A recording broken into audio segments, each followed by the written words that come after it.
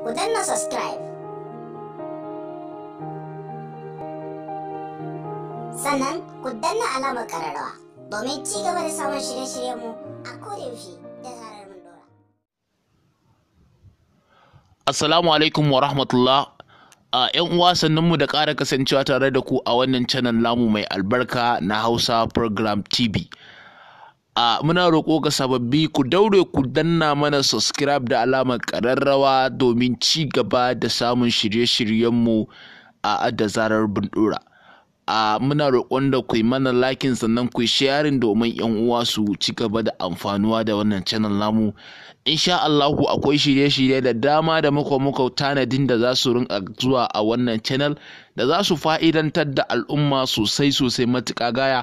Insha Allahu in dai kun ci gaba da kasancewa tare da mu za su zo nan gaba ba da jimawa ba. Insha Allahu yau za mu nuna muku yadda za ku kira number da aka sa ku a blacklist. A ƙa'ida an sa number ka a blacklist ba yanda za a yi wannan kiran naka ya shiga wayar da aka saka a blacklist. To insha Allah mun gano muku hanyar da za ku bi domin ku yi kiran ko da an sa ku a blacklist din kuwa. Hanyar da za ku bi ita ce za ka shiga inda kake typing numbers wajen lamba wanda kake sa nambobi kenan. Gashi bara mu shiga. Gashi kamar yadda kuke gani ya bude. Abinda kawai za ka yi shine za ka sa #31#. Kawai sai ka sa number da kake so kai kiran da ita.